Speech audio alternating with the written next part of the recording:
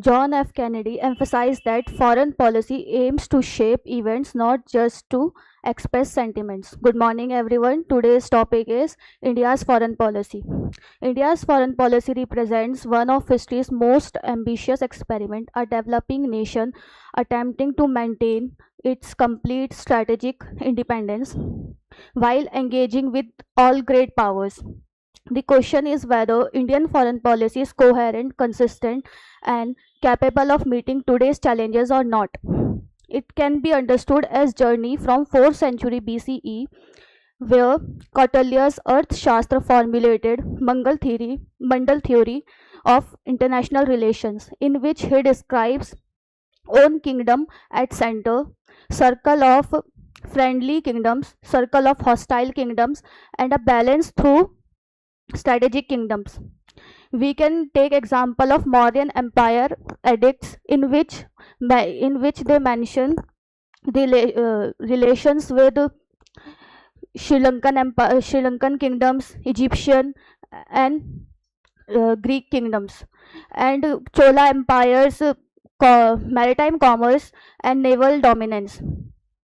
In medieval, the fragmented sultanates and kingdoms unified limited unified foreign policy, but trade expand from Middle Eastern ties to European global maritime commerce. Europeans' arrival shift Indian foreign policy from Indian centric to European dominated trade, and gradual decline in Mughal Empire lead to British encroachment.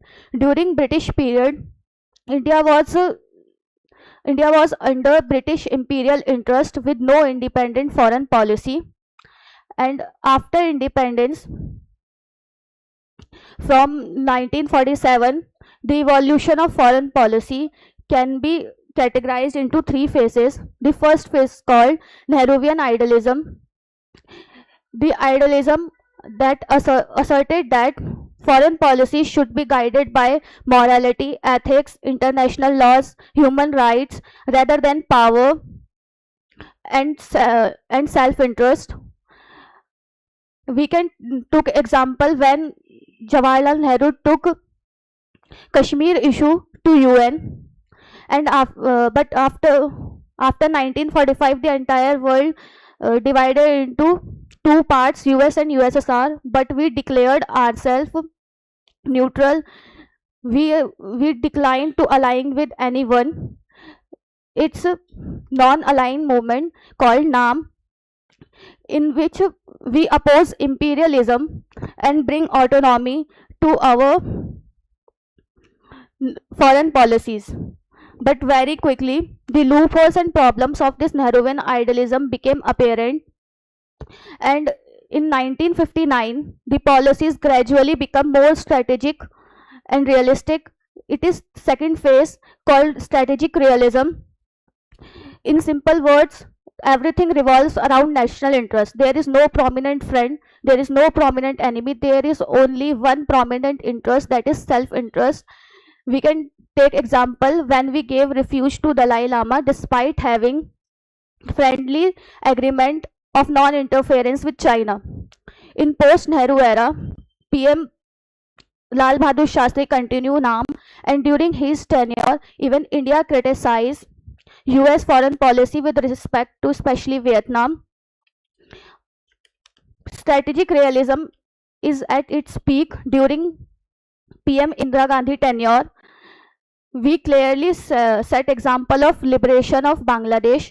India took clear stand and got so involved in East Pakistan crisis. With respect to China, India became more assertive during Rajiv Gandhi's tenure. The end of Cold War bring decline of Soviet Union, and India needs to reposition its foreign policy, and strategic uncertainty created. We follow strategic realism till 1991, and from 1991 our foreign policy changed and we move towards economic pragmatism, which means practical approach. Here we describe national interest in terms of economy. That's why we consider economic pragmatism as subset of strategic realism. Under economic pragmatism during post-Cold War, PM PV Narasimha Rao introduced Look East policy. PMIK Gujarat term known for trust building with immediate neighbors, and PM Atal Bihari Vajpayee's foreign policy redefined India as a confident nuclear armed realist state. And policies of PM Manmohan Singh focus on India's rising economic strength used as diplomatic instrument. During Modi's realism, we will cooperate with everyone but align with none. We are not in anyone's sphere of influence. Our strategic doctrine is act east to act east plus. For Indian foreign policy, year 2025 emerged as a period of shock and surprises.